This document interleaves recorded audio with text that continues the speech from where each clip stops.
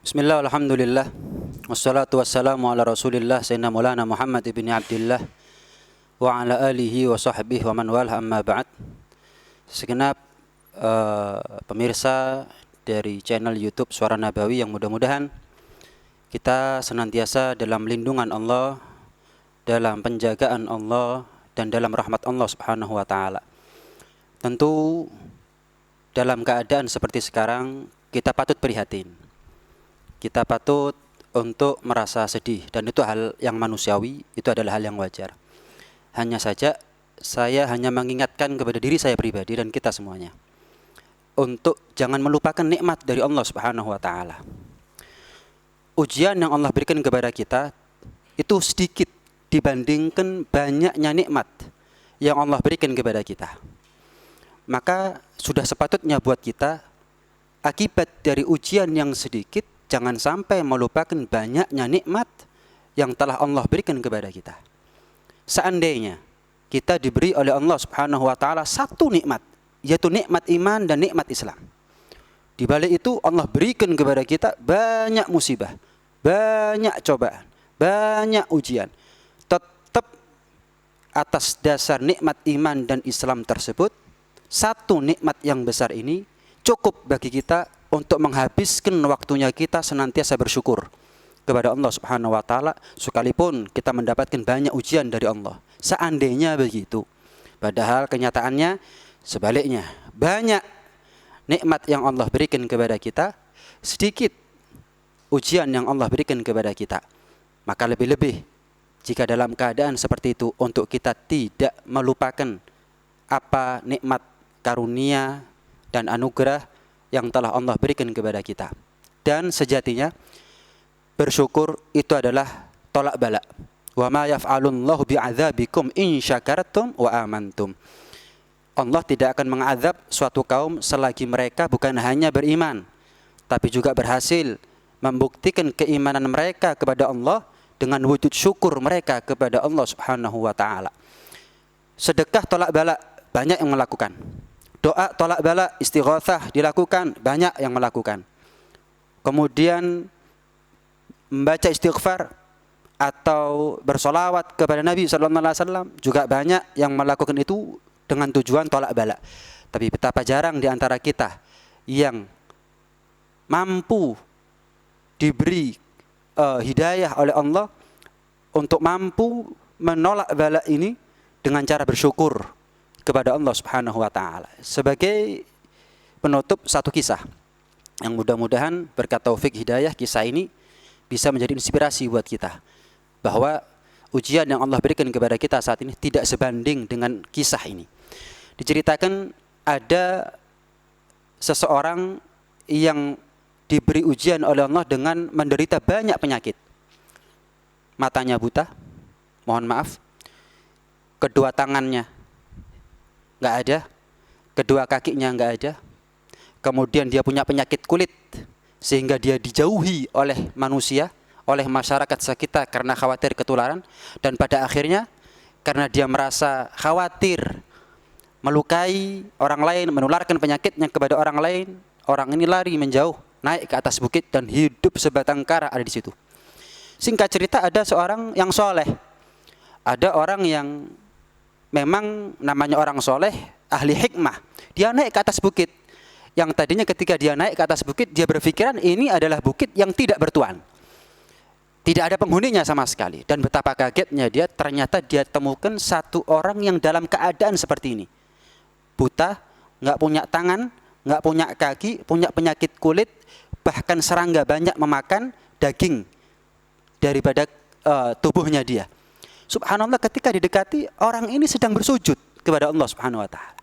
Orang yang maaf tidak memiliki kesempurnaan fisik ini sedang bersujud kepada Allah Subhanahu wa taala. Maka didekati oleh orang soleh ini. Dia penasaran, dia ingin tahu apa yang dia baca ketika dia melaksanakan sujudnya. Subhanallah, dalam keadaan seperti itu dia ucapkan dua hal, dan dua-duanya adalah kalimat syukur kepada Allah Subhanahu wa taala. Yang pertama, dia mengucapkan alhamdulillahilladzi afani mimma ibtala bihi min khalqihi katsira. Aku mengucapkan alhamdulillah Aku berterima kasih kepada Allah atas keafiatan. Dengan keafiatan ini aku terhindar dari bala yang Allah berikan kepada orang lain. Coba bayangkan. Aku bersyukur kepada Allah karena Allah telah menjauhkan bala dari aku. Sementara bala ini Allah berikan kepada orang lain. Kemudian dia juga mengucapkan, aku bersyukur kepada Allah atas kelebihan yang Allah berikan kepada aku, yang tidak Allah berikan kelebihan ini kepada orang lain. Maka bangkit dari sujudnya, orang yang soleh ini tanya, mohon maaf, aku harus turut campur dalam urusan kamu saat ini. Aku mendengarkan apa yang kamu ucapkan dalam sujudnya kamu. Maaf, 1000 kali maaf, kamu dalam keadaan seperti ini bersyukur kepada Allah. Kamu merasa nggak punya balak, bukankah balak semuanya ada pada dirimu? Buta, nggak punya tangan, nggak punya kaki, dan seterusnya dan seterusnya. Justru kamu bersyukur kepada Allah atas kelebihan yang kamu punya. Mohon maaf, aku mau tanya, kelebihan apa yang kamu punya sehingga kamu bersyukur kepada Allah Subhanahu wa taala, dan kekurangan apa orang lain yang orang lain punya sehingga kamu bersyukur kepada Allah, nggak Allah kasih kekurangan itu kepada diri kamu? Bukankah sebaliknya kenyataannya kamu yang banyak kekurangan, orang lain yang lebih sempurna daripada kamu? Maka dikatakan setidaknya dia mengatakan ada dua hal. Yang pertama adalah, bukankah Allah masih mampukan lisanku untuk menyebut nama Allah? Sehingga dalam sujudku aku masih bersyukur kepada Allah Subhanahu wa taala. Ya, mungkin orang lain masih sempurna fisiknya, tapi lisannya yang juga sempurna seperti aku nggak mampu untuk menyebut nama Allah. Nggak banyak mereka berzikir kepada Allah Subhanahu wa taala. Bukankah ini adalah kelebihan aku dan kekurangan mereka? Artinya cukup bagi aku ini adalah untuk mengenal kepada Allah. Cukup bagi aku untuk bersyukur kepada Allah. Dan yang kedua, wa qalban ya'rifuh, hati yang masih iman kepada Allah Subhanahu wa taala. Ya, dengan keadaan fisikku yang seperti ini adalah kekurangan, tapi iman adalah kelebihan di atas kelebihan. Sementara orang lain mungkin punya fisik yang jauh lebih sempurna daripada aku. Wajah mereka mungkin lebih tampan daripada aku, kulitnya lebih halus daripada aku. Tapi ketika hatinya mereka adalah bukan hati yang beriman, bukankah itu adalah paling fatalnya kekurangan dan kesalahan yang mereka punya? Saya kira cukup dua alasan ini untuk aku bersyukur kepada Allah Subhanahu wa taala yang aku bawa dalam sujudku, karena sujud adalah tempat yang terdekat antara seorang hamba dengan Tuhannya. Coba bayangkan keadaan kita sekarang. Apakah mata kita hilang akibat ujian yang Allah berikan kepada kita? Bukankah semua ini masih ada? Kita masih hidup dengan keluarga. Kapan kita berangkat, kita ada pulang, kita ada rumah. Sementara orang ini, tapi lihat keadaan kita, orang ini masih bersyukur. Kenapa yang dengan ujian yang Allah berikan kepada kita sekarang, justru yang keluar dari lisan kita, kita banyak mengeluh, kita banyak sambat, kita banyak menampakkan guratan-guratan ketidakridhaan kita kepada Allah Subhanahu wa taala. Karena itu yakinilah wahai pemirsa, ikhwani wa akhwat fillah, takdir ada dua. Ada takdir yang baik, ada takdir yang buruk. Tapi hikmah selalu satu. Hikmah selalu baik. Maka ketika kita takdir baik, perhatikan hikmahnya, itu hal yang wajar. Tapi ketika kita diberi takdir yang buruk oleh Allah, tetap yang menjadi konsentrasi dan fokusnya kita adalah hikmah di balik itu semua yang selalu baik. Kalau buruk bukan dikatakan sebagai satu hikmah.